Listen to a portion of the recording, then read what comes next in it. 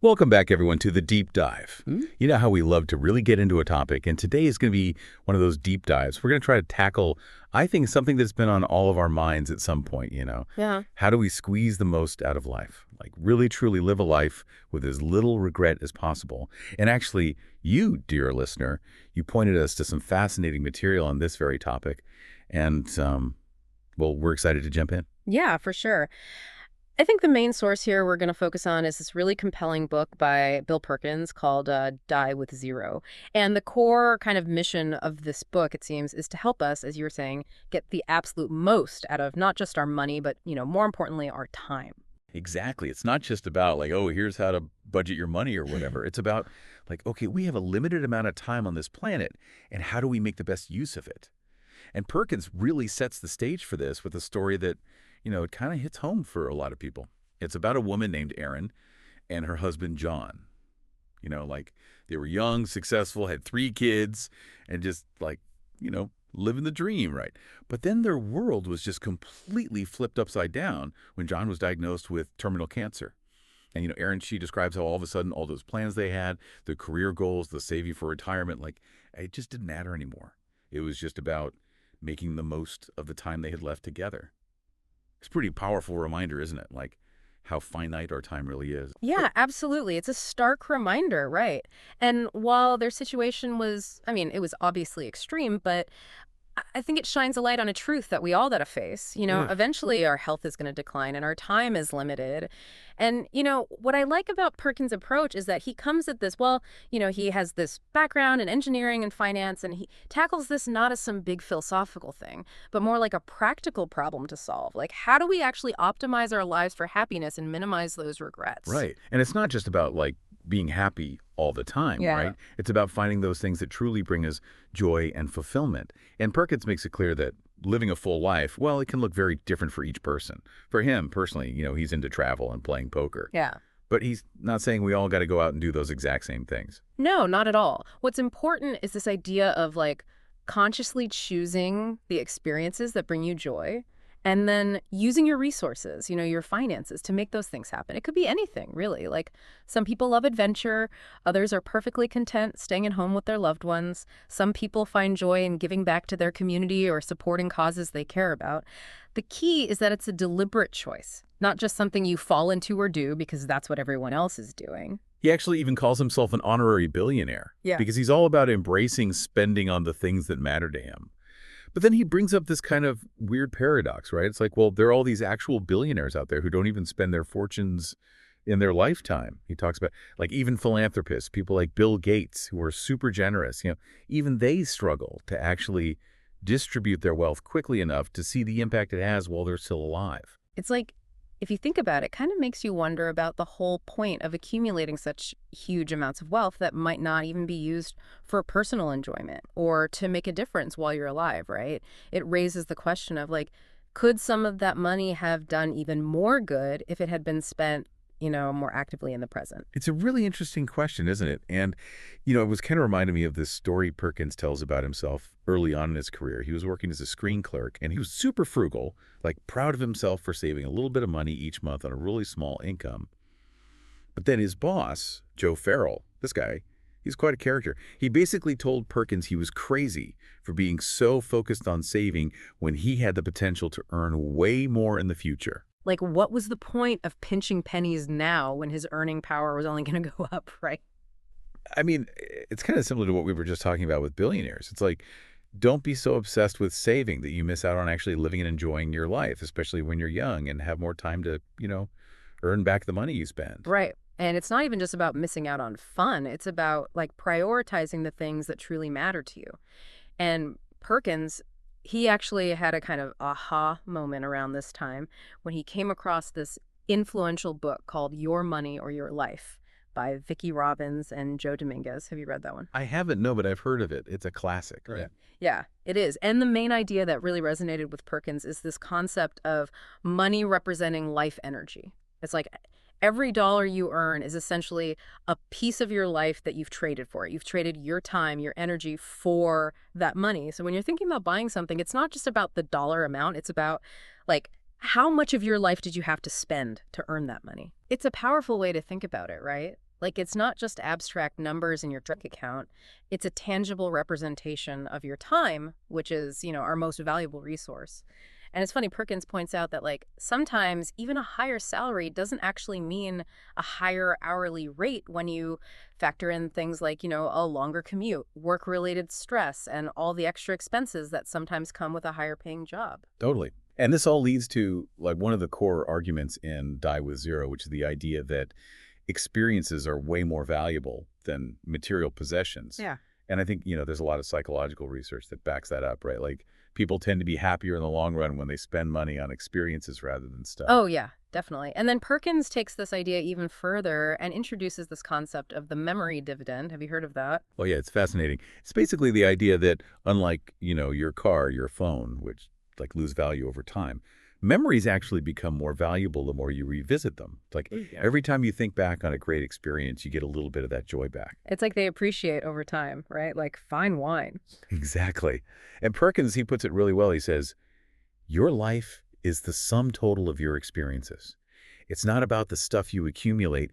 It's about what you do, what you see, who you connect with. Yeah, and the memories you make. And it's funny because Perkins actually says that the whole book actually started as an idea for an app. He wanted to create an app that would help people like optimize their life energy, like figure out how to balance earning and saving and spending in a way that maximizes their overall happiness. It's such a complex equation, right? It's not just about like making as much money as possible or saving every penny. Mhm. It's about finding that sweet spot where you're earning enough to fund the experiences you want to have, but also actually spending that money and enjoying those experiences while you can. And spending it wisely, right? Because not all experiences are created equal. Absolutely. So let's dive into some of the specific principles that Perkins outlines in the book. One that really stuck with me was rule number 2, which is all about investing in experiences early in life. And to illustrate this, he tells this crazy story about his roommate when they were like in their early 20s. His name was Jason Rufo, and he decided he was going to take a 3-month break from work to backpack across Europe. Was he like independently wealthy or something? Nope, not at all. In fact, they were both working as screen clerks, making hardly any money. And to finance this trip, Jason actually had to borrow a bunch of money from a loan shark. Wow, that's risky. Yeah, Perkins said he was nuts, like missing out on 3 months of income, getting involved with shady lenders. It just seemed like a terrible financial decision. But Jason was determined, and he went for it. He got himself a Eurail pass and just took off on this grand adventure. So did it pay off? Like, was it worth the risk? Absolutely. When Jason came back, he was, of course, broke as ever. But Perkins says he was infinitely richer because of all the experiences he had. He had seen new places, met new people, tried new things, and all of that had a profound impact on him. It's like, even though he was still earning the same amount, his perspective on life, his richness of experience, had grown exponentially, right? Exactly.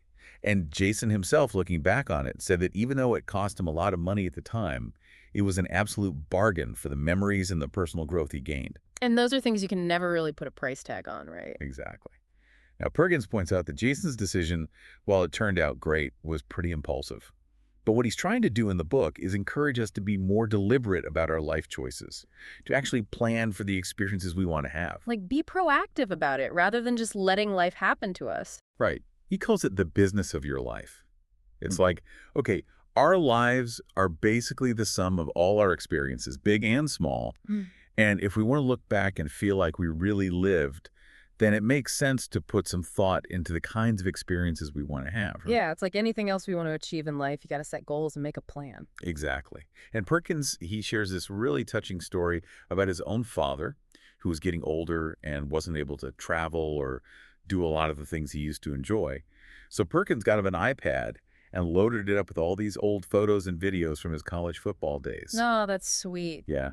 And his dad, even though he couldn't really create new memories at that point, he got so much joy out of reliving those old ones. It was like a reminder that even when our physical abilities decline, those memories we've made, they can still bring us happiness and comfort. And it brings us right back to that idea of the memory dividend, right? Yes. Investing in experiences isn't just about the enjoyment you get in the moment. It's about creating memories that you can draw on and get joy from for years to come. It's like investing in your future happiness. Totally. Perkins even talks about how these memories have a way of compounding when you share them with others. Like when you tell someone about a great trip you took, You're not just reliving the experience yourself, you're also creating a new positive experience by connecting with that person. Yeah, and often, like, those shared memories become even stronger and more meaningful over time. Absolutely. He also makes this great point about how we often think about financial investments in a very narrow way, focusing solely on the return on equity. But when it comes to experiences, the return on experience is just as important, if not more so. He uses the example of a friend of his, Polly, who was thinking about buying a vacation property. And Polly was really focused on the financial aspects, like how much would it appreciate in value? Like, would it be a good investment property? Right. But Perkins, he told Pauly to completely shift his thinking. He said, forget about the financial return. Focus on the return on experience. Like, how much joy will you and your family get out of using this property? How many amazing memories will you make there? Because ultimately that's what matters, right? The experiences, the memories. Exactly. And the money is just a tool to make those experiences happen. And it's not always about spending a ton of money either. Perkins makes a point of saying that, especially when you're young, you can have incredible experiences that don't cost a fortune. Yeah. Like, there's so much free stuff out there. Free concerts, festivals, hiking trails, museums, just spending time with friends, exploring your own city. There's so much to do that doesn't require a lot of money. It's like sometimes we get so caught up in the idea that we need to spend money to have fun that we forget about all the amazing things we can do for free. Totally. Right. And to kind of illustrate the danger of prioritizing earning above all else, Perkins tells this story about John Arnold, this guy who became a billionaire through energy trading. And his goal initially was to make a lot of money so he could eventually enjoy the good life. Sounds reasonable, right? Yeah, but what ended up happening is that he just kept working and working, even after he had more money than he could ever spend. Yeah. It was like he was so focused on accumulating wealth that he forgot to actually live his life. Like he was missing out on the present moment because he was so fixated on the future. Exactly. And even after he had hundreds of millions of dollars, he was still putting in these crazy hours, barely taking any time for himself. And it's not like he was being greedy or anything. I mean, he ended up starting a charitable foundation and giving away a lot of his money. Yeah, he was definitely generous, but Perkins kind of wonders if maybe he worked past the point where that extra wealth was actually bringing him any additional happiness. Like maybe he could have stopped at $2 billion dollars or even $1.5 billion and still lived an incredibly fulfilling life. It's like there's a point of diminishing returns, right? At Yeah, some point, more money doesn't necessarily equal more happiness. totally. And it's not even just about the money. Perkins suggests that for some people, working can become an addiction, like any other addiction. Mhm. It's like they get this dopamine hit from making money, and they just can't stop, even when they don't really need the money anymore. And it can be a tough cycle to break, especially when society kind of reinforces that behavior. Like, we're often praised for working hard and being successful, even if it comes at the expense of our health and well-being. Right. And Perkins, he really drives this point home with a story about a woman named Elizabeth who worked her whole life, saved diligently for retirement, and then passed away at the age of 85, leaving behind a ton of money that she never got to spend. Oh, that's so sad. Yeah. And Perkins actually calculated that she had worked over 6,600 hours, which is like more than 2.5 years of full-time work for money that she never even got to enjoy. It's like, what was it all for? Exactly.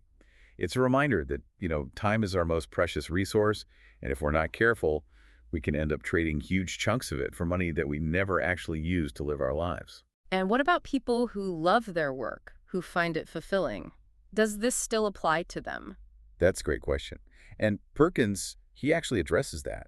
He says that, yeah, if you truly love your work and it brings you joy, then that's amazing.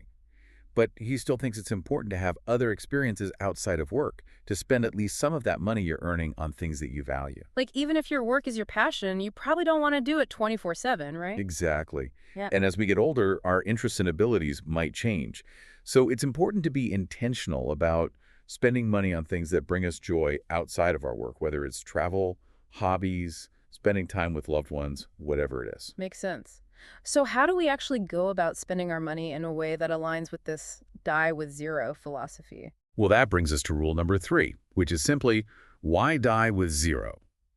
And Perkins, he presents some pretty eye-opening statistics about how people tend to accumulate wealth throughout their lives.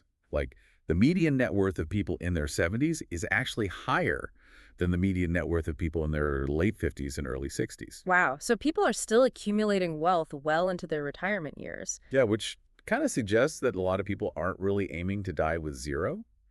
And even when people do retire, they often only spend down a small portion of their savings. Like they're still holding on to a lot of money even though they're not working anymore. Exactly.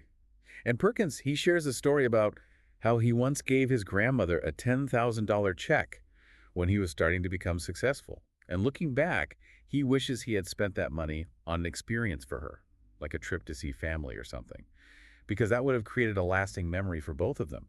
Whereas the money, well, it was just money. It's like the experience would have been a much more meaningful gift. Exactly. And, one of the big reasons people give for saving so much is the fear of healthcare costs in old age.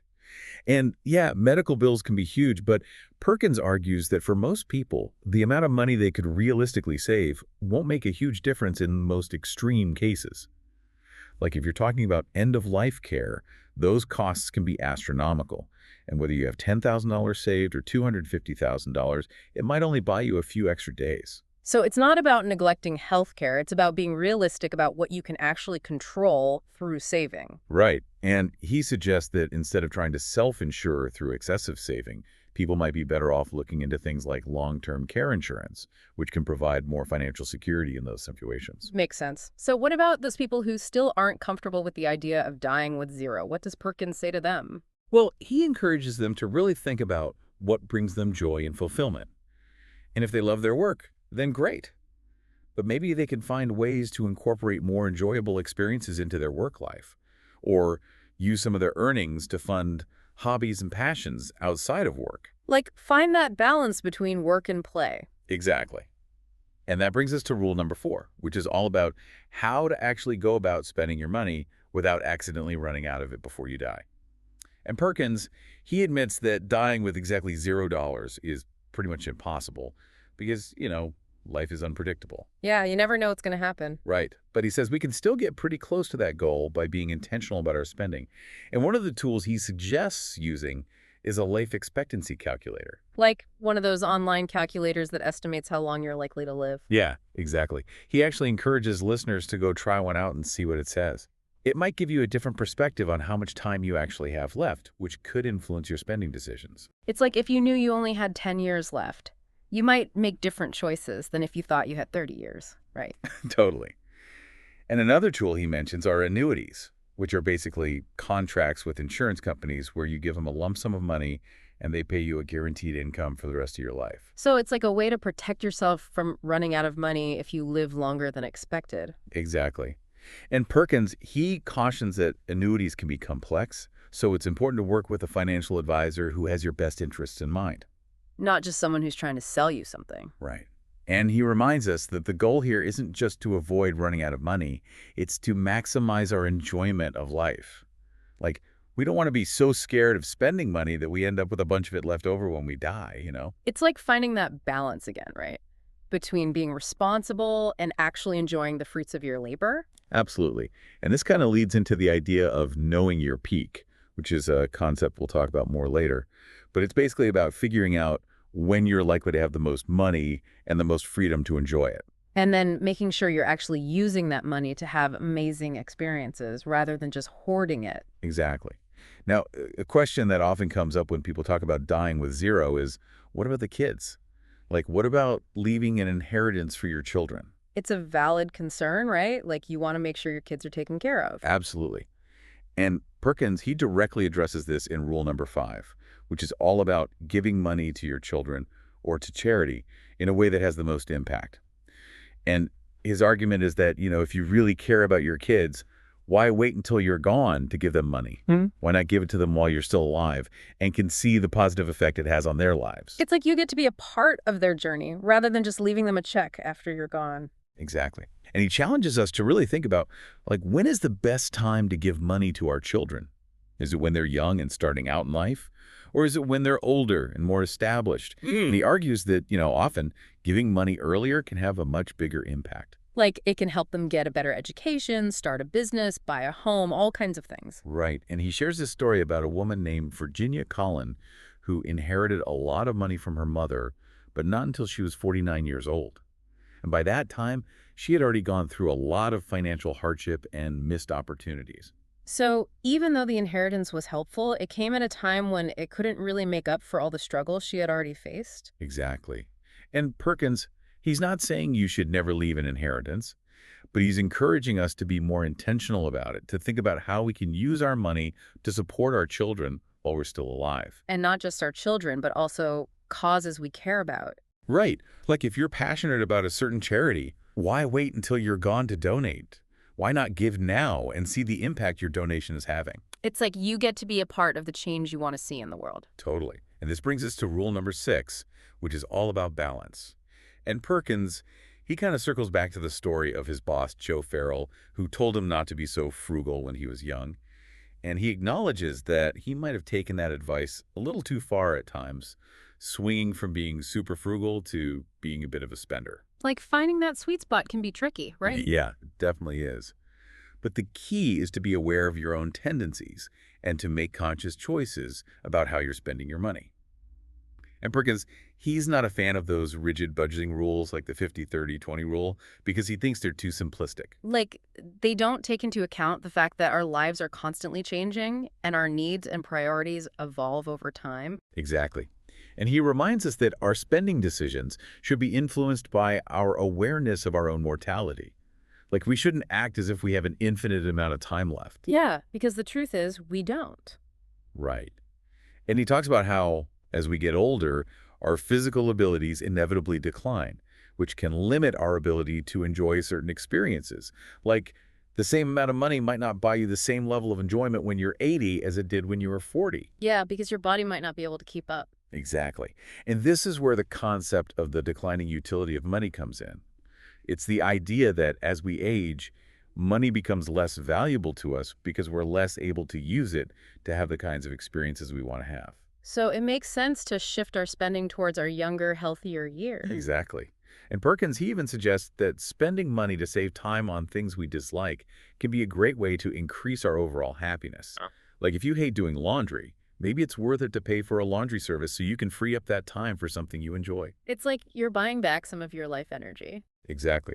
And if you spent most of your life prioritizing earning over experiencing, Perkins encourages you to start rebalancing your life now. Like, focus on having those experiences while you're still healthy and able to enjoy them. Because it's never too late to start living a more fulfilling life. Absolutely.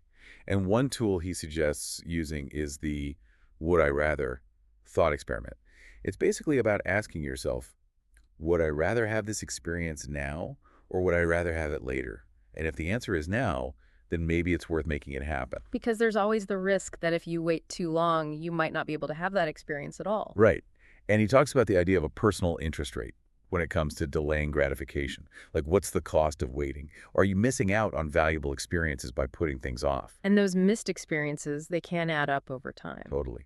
And Perkins, he actually envisioned creating an app that would help people figure out this optimal balance between earning and spending throughout their lives. It's like a personalized life energy optimizer. Exactly. And he makes this important distinction between the actual date of our death and the date when we stop being able to fully enjoy certain experiences. Like, those two dates are often not the same, and the latter can come much sooner than we think. Yeah, it's like we might still be alive, but our ability to really live life to the fullest might be gone. Right. And he actually cites research by Bronnie Ware, who studied the regrets of people who were dying. And one of the most common regrets was that people wished they had lived a life true to themselves, rather than trying to please others. Like they spent too much time worrying about what other people thought and not enough time doing what they truly wanted to do. Exactly. And another common regret was that people wished they hadn't worked so much and had spent more time with their loved ones. Well, which is kind of ironic because often we work so hard so we can provide for our families, but then we end up missing out on time with them. It's a real catch-22. And Perkins, he suggests that actually thinking about our own mortality can help us make better choices in the present. Like, if we're more aware of the fact that our time is limited, we might be more likely to prioritize the things that truly matter. Yeah, it's like it puts things in perspective. Totally. And to help us plan for the experiences we want to have, he introduces this idea of time buckets. It's basically about dividing our lives into 5 or 10-year chunks and then thinking about what we want to accomplish in each of those chunks. Like setting goals for different stages of our lives. Exactly. And he points out that certain types of experiences are better suited for certain ages. Like, you're probably not going to be backpacking across Europe when you're 80, but you might be able to do it when you're 20. Yeah, it's about being realistic about our physical limitations. Right. And he shares a story about how he threw himself a big 45th birthday party in St. Bart's. And it was a really expensive party. But he knew that if he waited until he was 50, his parents and friends might not be able to enjoy it as much. So he made the decision to have the party while everyone was still relatively young and healthy. Exactly. And he says that even though it cost a lot of money, the memories he made with his loved ones were priceless. And that's what it's all about, right? Creating those memories that will last a lifetime. Absolutely. Now, we've talked a lot about spending money on experiences, but Perkins also emphasizes the importance of knowing when to spend. Like, we don't want to blow all our money when we're young and then have nothing left for retirement. Right, it's about finding that balance again. Exactly.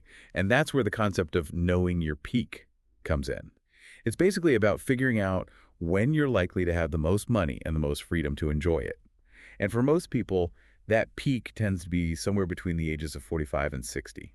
So it's not about waiting until you retire to start living your best life. Right. And Perkins, he suggests that once you hit that peak, you should actually start spending more aggressively. Like, don't be afraid to enjoy the wealth you've accumulated. Because if you wait too long, you might not be able to enjoy it as much. Exactly. And he talks about strategies like cutting back on work hours or even exploring phased retirement so you can start enjoying your later years sooner. It's like, why wait until you're 65 to start doing the things you love? Totally. And he reminds us that time only moves in one direction. That we can't get back the time we've already spent, so it's important to make the most of the time we have left. And it can be hard to shift from a saving mindset to a spending mindset. But Perkins says that once you figure out your survival threshold, the amount of money you need to live comfortably, you can start spending more freely on the things that truly matter to you. It's like once you know you're not going to run out of money, you can relax and enjoy life a little more. And he encourages us to be bold, to take some calculated risks. Yeah, he actually uses the analogy of poker, saying that when you're young, you have more time to reload if you lose a hand. Like, you can bounce back from setbacks more easily. So it makes sense to be a little more adventurous when you're younger. Exactly. Yeah. And he shares his own experience of getting fired from a job early in his career, which ended up leading to better opportunities down the road. Like, sometimes what seems like a failure can actually be a blessing in disguise. Totally. And he encourages people to think about their career choices in the context of this die with zero philosophy.